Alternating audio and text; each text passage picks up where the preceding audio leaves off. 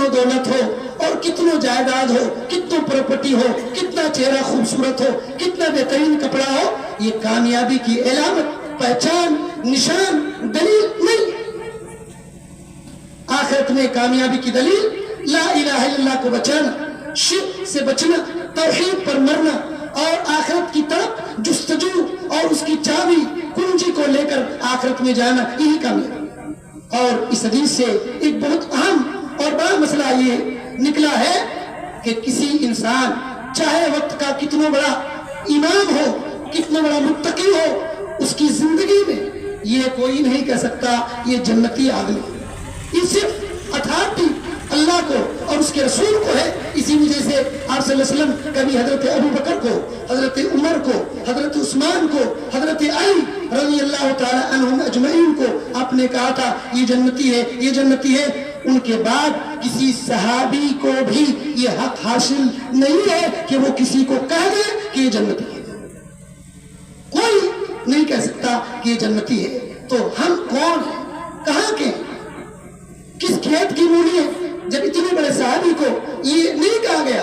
ہاں، جو انسان بہترین سے زندگی گزار کر مر گیا اس کے بارے میں اللہ تعالیٰ سے امید کی جاتی ہے کہ اللہ خیر کرے گا، یہ امید ہو سکتی ہے۔ یہ ایک بات تھی، پہلی بات۔ دوسری بات، خواتین کے بارے میں بالکل ایک دو باتیں میں بتانا چاہوں گا۔ دیکھیے، صحابہ کرام رضوان اللہ علیہ مجمعین کے زمانے میں ایسی خاتون تھی، ایسی خاتون تھی، پوری دنیا کو انہوں نے بالکل تعجب میں ڈال دیا، دنیا کو تعجب میں ڈال دیا۔ اور آج ان کی باتیں حدیث میں موجود ہے، قرآن میں موجود ہے، سیرت کی کتابوں میں موجود ہے، تاریخ میں موجود ہے۔ ایک عورت ہے، بخاری کی حدیث ہے، حدیث نمبر 430 پر 9 یعنی 39، 439 میں حضرت عائشہ رضی اللہ تعالی عنہا فرماتی ہے ایک بالکل کالی کلوٹی عورت میرے پاس آتی تھی اور جب بھی بات کر کے بہت کچھ بات کرتی تھی اور چلی جاتی، جاتے جاتے وہ کہتی تھی یوم الوشاہی من عاجب ربنا الا من بلد الکفر انجان، یہ شعر پڑھتی اور چلی جاتی۔ ایک دن حضرت عائشہ رضی اللہ تعالی عنہ نے کہا آج تو بتاؤ تم روزانہ بات کر کے یہ آخر میں کیا بولتی ہو، مسئلہ کیا ہے؟ اس شعر کا کیا مطلب ہے؟ یوم الوشاہی من اعاجیب ربنا، کالے لال ہار کے دن میرے رب کا بہت بڑا تعجب والا کارنامہ ہوا، اللہ نے مجھ کو کفر والے شہر سے نکال دیا، یہ اس کا معنی ہے۔ حضرت عائشہ رضی اللہ تعالی عنہ نے کہا کہ بتاؤ واقعہ کیا ہے؟ وہ عورت کہنے لگی اے عائشہ، میں ایک قبیلے کی لونڈی تھی، نوکرانی تھی، ان قبیلے والوں نے مجھ کو آزاد کر دیا اور میں سمجھی کہ میرا دنیا میں کوئی نہیں، میں یہی جی لوں گی، میں یہی جی لوں گی، میرے بیٹے نہیں، پریوار نہیں، شوہر نہیں، کوئی نہیں، بالکل کالی کلوٹی عورت ہے، تو میں سمجھی کہ یہی زندگی پار کر دیتی ہوں۔ ایک دن کیا ہوا، میرے جو مالک تھے ان کی بچی کا سرخ رنگ کا ہار، لال رنگ کا ہار گم ہو گیا، نہانے کے لیے گئی تھی، گم ہو گیا۔ کیا ہوا، لوگ مجھ پر الزام لگا دیے، یہاں تک کہ مجھ کو تلاشی لی، میرے شرمگاہ تک کھول دیے۔ اس وقت میں اللہ تعالیٰ سے دعا کی اے اللہ تعالیٰ مجھ کو میری حفاظت کرنا، میرے شرمگاہ کی حفاظت کرنا۔ اسی وقت کیا ہوا کہ آسمان سے ایک چیل اڑتا ہوا آیا اور اسی جگہ پر اس لال ہار کو گرا دیا۔ یہ کوئی ایسے قصہ اور کہانی نہیں ہے، یہ بخاری کی سچی صحیح حدیث ہے، سچی اور صحیح حدیث ہے۔ حضرت عائشہ رضی اللہ تعالیٰ عنہ کہتے ہیں کہ اس دن میں اس گاؤں کو چھوڑ دیا اور مدینۃ الرسول آئی، محمد رسول اللہ صلی اللہ علیہ وسلم پر ایمان لے آئی، وہی مجھ کو ہمیشہ یاد آتا ہے، وہی مجھ کو ہمیشہ یاد آتا ہے۔ جب بھی یاد آتا ہے تو میں اللہ کا شکریہ ادا کرتی ہوں کہ اللہ تعالیٰ نے اس کفر کی جگہ سے مجھ کو بچا لیا اور اللہ کے پیغمبر محمد صلی اللہ علیہ وسلم پر ایمان لانے کی توفیق دی۔ آپ کو معلوم ہے یہ عورت کون تھی؟ یہ وہی عورت تھی، یہ وہی عورت تھی پیغمبر محمد صلی اللہ علیہ وسلم نے ایک دن مسجد نبوی میں ایک عورت کو نہیں پایا، صحابہ کرام سے پوچھا وہ عورت کہاں گئی؟ نبی صلی اللہ علیہ وسلم کے صحابہ نے کہا اے اللہ کے نبی صلی اللہ علیہ وسلم رات میں وہ انتقال کر گئی، ہم نے رات ہی میں دفنا دیا، ہم نے رات ہی میں دفنا دیا۔ اللہ کے نبی صلی اللہ علیہ وسلم صبح اس عورت کی قبر میں جاتے ہیں اور وہاں نماز جنازہ پڑھتے ہیں، نماز جنازہ پڑھتے ہیں۔ اللہ اکبر، یہ عورت کافر تھی، غلام تھی، نوکرانی تھی، کالی کلوٹی تھی، لیکن اللہ تعالیٰ نے اسلام کے ذریعے سے اتنا عزت دیا، اتنا عزت دیا۔ یہ پیغمبر جو معراج پر گئے، وہ پیغمبر جو کائنات کی امام ہے، نبیوں کے سردار ہیں، اس بوڑھی کالی کلوٹی عورت کی قبر پر جا کر کے نماز پڑھتے ہیں۔ کائنات کی امام محمد رسول اللہ صلی اللہ علیہ وسلم جس آدمی کے لیے دعا کر دے وہ اس آدمی کی انشاءاللہ خیر ہی خیر۔ یہ مسجد نبوی میں آ کر کے خدمت کیا کرتی، اتنی ایسی خاتون تھی۔ آپ دیکھیں اسی وجہ سے کالا ہونا، غریب ہونا، غلام ہونا اللہ کے نزدیک کوئی معنی نہیں رکھتا۔ اللہ کے نزدیک ایمان، یہی کامیابی کی دلیل ہے، ایمان۔ کتنوں کالا ہو، آپ کو ایک واقعہ اور سنا دیتا ہوں۔ حضرت انس رضی اللہ تعالیٰ عنہ بیان فرماتے ہیں، مسند احمد کی حدیث ہے، ایک دیہات کا آدمی، اس کا نام زاہد تھا، ظاہر، اس آدمی کا نام ظاہر تھا۔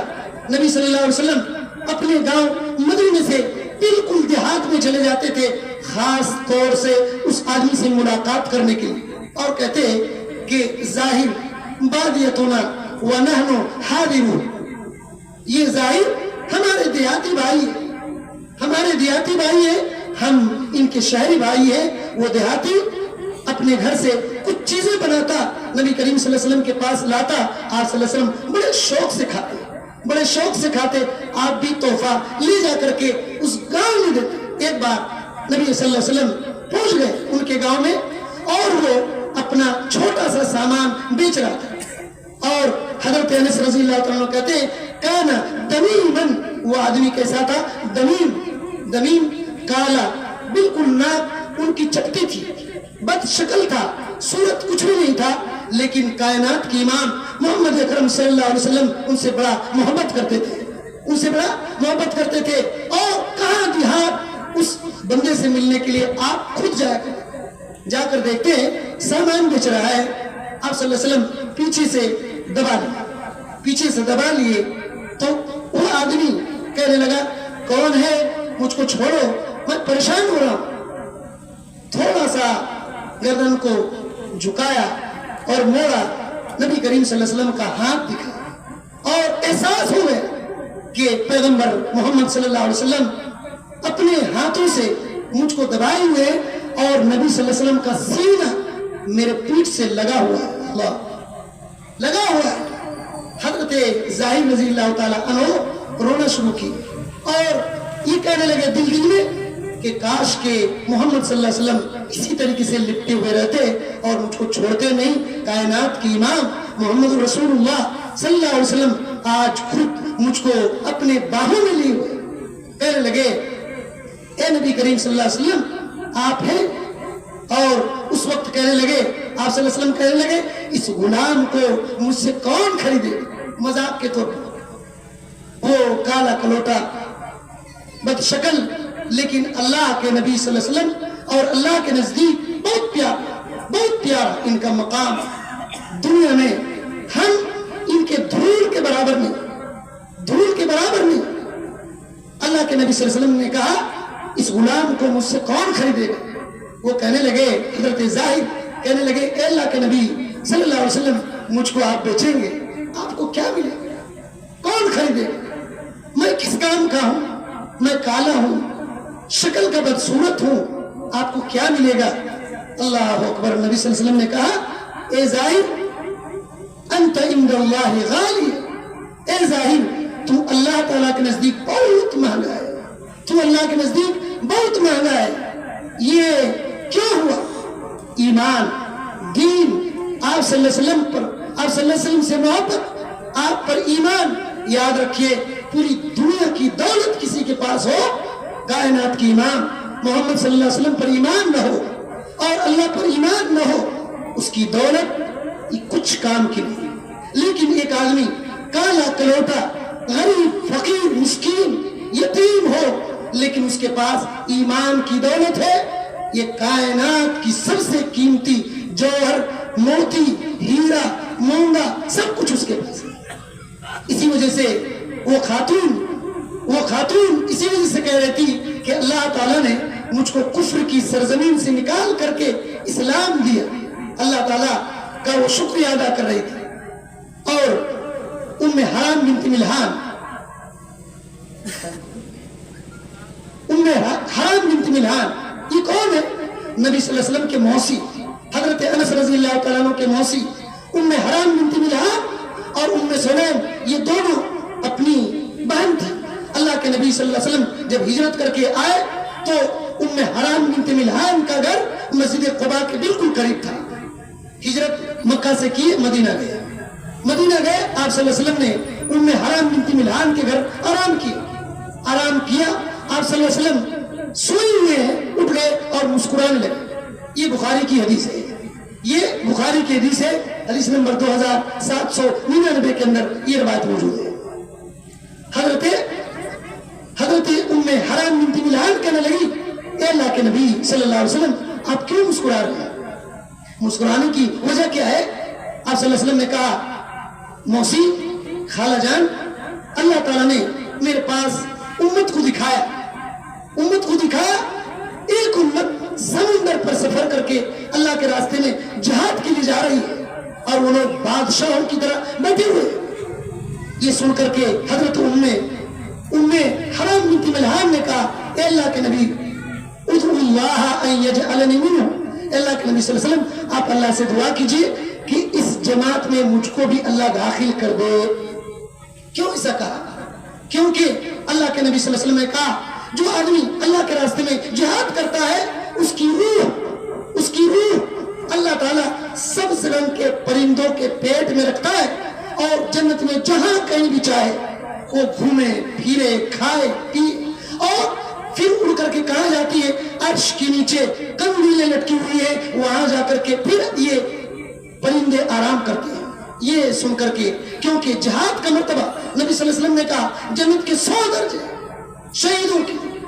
یہ جب سنا کہ سمندر پر سفر کر کے کچھ لوگ جہاد کر رہے تو حرام بنت ملحان نے کہا، اے اللہ کے نبی دعا کر دیجئے میں بھی انہی میں سے ہو جاؤں. اللہ کے نبی صلی اللہ علیہ وسلم نے کہا، ہاں اللہ تعالیٰ تم کو بھی اسی میں کر دے. پھر آپ صلی اللہ علیہ وسلم سو گئے، اٹھے، پھر مسکرانے لگے. کہنے لگی، کیا بات ہے اے پیغمبر محمد صلی اللہ علیہ وسلم آپ کیوں مسکرائے؟ پھر وہی کہا. پھر کہنے لگی، آپ دعا کریں کہ اللہ تعالیٰ مجھ کو اسی میں سے کر دے. دعا کیا. تقریباً 21 یا 27 سال بعد اللہ کے نبی صلی اللہ علیہ وسلم کی یہ دعا ان پر پھٹ آئی اور حضرت امیر معاویہ رضی اللہ تعالیٰ عنہ کے زمانے میں پہلی جنگ سمندر کے راستوں میں جا کر کے قسطنطنیہ پر ہوا اور وہ خاتون وہاں جا کر کے جنگ لڑی اور پھر لوٹ کر کے جب آئی ملک شام میں کشتی سے اتری اور سواری پر گدھی پر بیٹھی تھی، گر کر کے انتقال ہو گئی. یہ حرام بنت ملحان نبی صلی اللہ علیہ وسلم کی خالہ تھی. آپ سوچئے یہ واقعہ کیوں کہا؟ عورتوں کے اندر بھی جنت میں جانے کا شوق یہ تھا، یہ جذبہ تھا کہ جنت میں جانے کے لیے اللہ کے پیغمبر محمد صلی اللہ علیہ وسلم سے دعا کیا. انہی کی بہن سلیم ہے، ان کا دوسرا نام رملہ ہے، تیسرا نام رمیسہ ہے اور چوتھا نام غمیسہ ہے.